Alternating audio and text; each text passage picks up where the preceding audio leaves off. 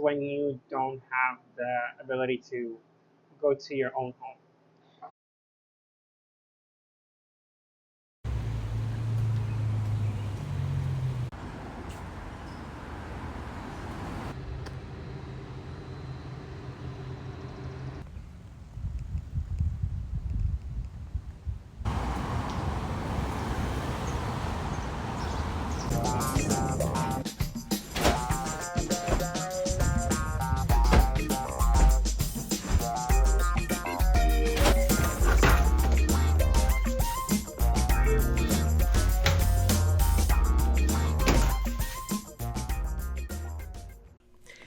Hello, everyone. Welcome to my 7th episode of Laid Off in Traveling.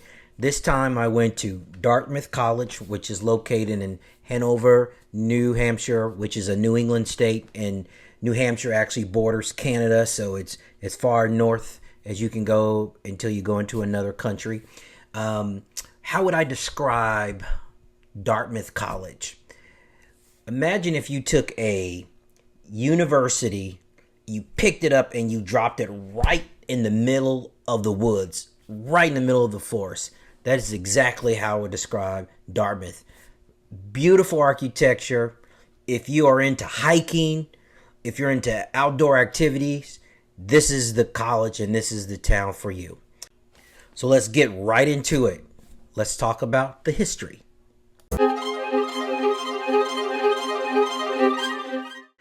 All right, so once again, another Ivy League school, Dartmouth College, founded in 1769. The city that it's in, Hanover, was founded in 1761. And I'm always intrigued when there is an institution that was founded before this United States was even a country, which I think is always amazing.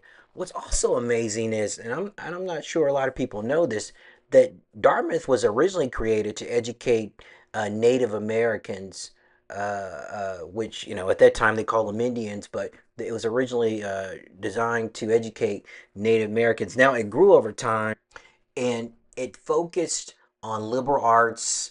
It had a strong professional schools. It also had a really tight knit community with Hanover, and Hanover is quintessential New England. It is the university has shaped the economy, has shaped the culture, and it has shaped the identity of that town.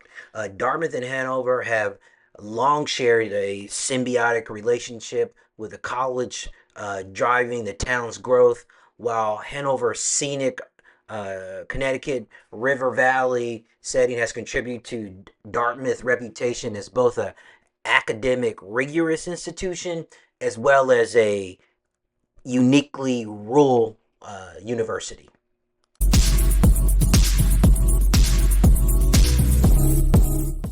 All right, let's talk about the culture and demographics. So, Dartmouth is by far the smallest town or city I visited, with a population of only 11,700. It's the population is about evenly split. 49% women, 51% male. I call it even. It has a very high household income of about 150K per household, and it's a relatively young town with an average age of 27, which makes it significantly lower than New Hampshire's average, mostly due to the college presence. It's 81% white, 12% Asian, 4% Black or African American, and the remaining is Latino or multiracial people. It has about 16 to 18% of the people there are actually foreign born, which is due to the college. And I wanted to remind you again that Dartmouth was actually founded to educate Native Americans, which I think is amazing.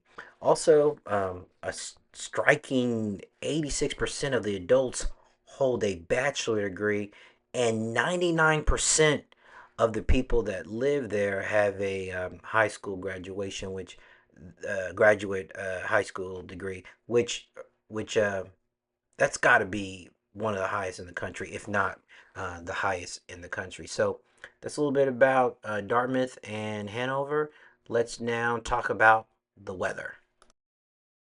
So if you're going to go to uh, Dartmouth College or Hanover, I recommend going in the summer. As you can see, when I was there, it was a Sunday. It was 71 degrees. It was perfect. And there was no humidity, or if there was, I couldn't feel it because I live in Florida and I know what humidity feels like. The maximum temperature that day was 80 and the minimum was down to 60. I absolutely loved being there. I understand the winters are brutal, so if you're not a fan of snow, I wouldn't go during that time. However, if you want to see a wooded area and all the nature and the beauty that it has to offer, I highly recommend going during the summer.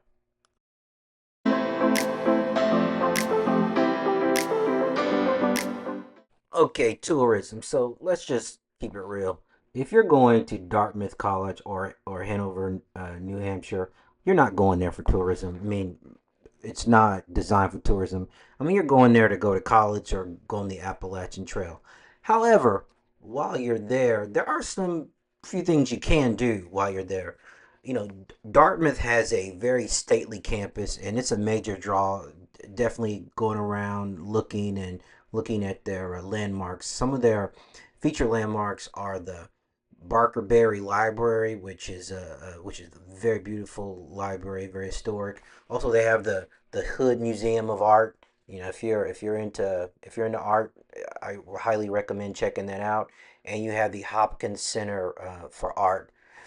Also, what you have is this tradition they have there, which is called the Winter Carnival. What that does, it showcases like the school spirit, and they create a bunch of ice sculptures, and it's a big winter style festival. If you don't mind cold, go ahead and go. If you do, I don't know if that is something you want to get involved in. However, I think doing something like that is pretty cool. However, since you are in New Hampshire, that means you're in New England, and Hanover has that classic New England charm. It's a very walkable downtown, if you want to call it that, and it has boutique shops everywhere, cafes everywhere. It has some great eateries. I actually ate at an eatery called Lou's Restaurant and Bakery. The food there was delicious. However, I do recommend if you're on a diet, you may want to avoid that because there is nothing in there you will eat that will help you on your diet. But I found the food to be very good. And the last thing, that if you are a tourist and you're into hiking, this is definitely where you want to go because it is the beginning of the Appalachian Trail. If you wanted to go from north to south, you could begin there, and obviously, if you want to go south to north, you have to start down in North Carolina.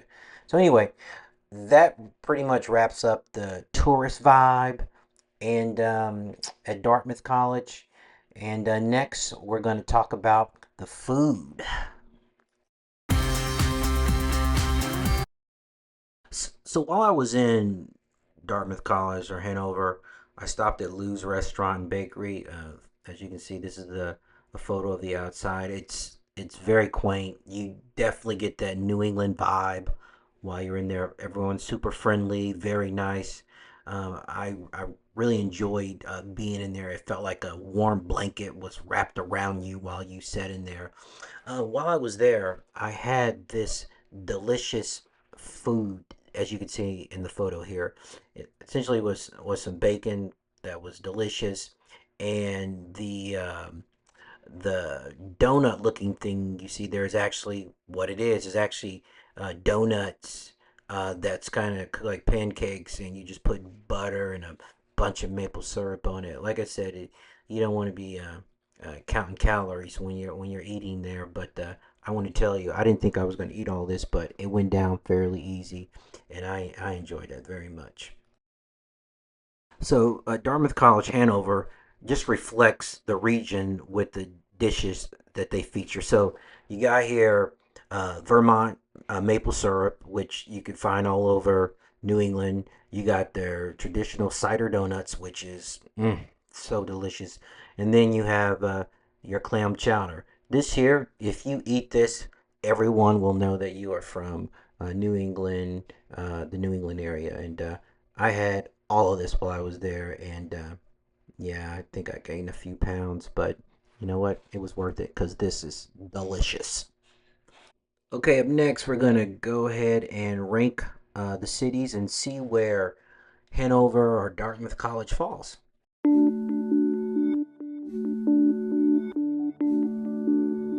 All right, so now we have a new report card. So this is seventh episode, and we have 8 locations here because I'm always comparing where I live, which is Tampa. So Raleigh continues to be number one with education. I don't think that will change at all. Diversity will be Baltimore. Don't really see many changes there. It's definitely the most diverse place I visited while I was on my drive. Job market, as mentioned in other videos, where you have highly educated people, you tend to have the number one job market, and that holds true with Raleigh. Still has the number one job market. When it comes to food, New Haven at Yale actually is number one in food. They just had so many options for just a very small town. Then it comes to walkability. We have a new number one, and that's Dartmouth.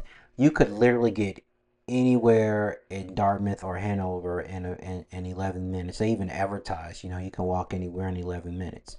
So imagine with a car, you can get, probably everywhere in less than 2 or 3 minutes. But it's definitely number one in walking. And then stuff to do, Baltimore will continue to be number one with that. So with our final ranking, with the lowest score, being the top, Baltimore is still ranked number one in what I call my GG score, and followed by Providence at number two. Then number three, you have Dartmouth. Number four, you have Yale. Fifth, you have Tampa. Then Raleigh, and then Savannah. So of all these places I went, where would be the number one place I would want to stay?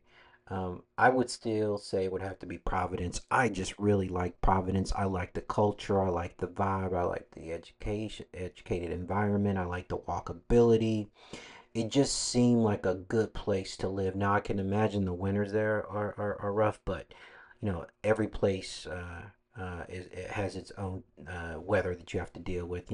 Living in Florida, we have to deal with hurricanes and deal with humidity and heat for almost 9 months, 10 months of the year. So um, that completes my ranking.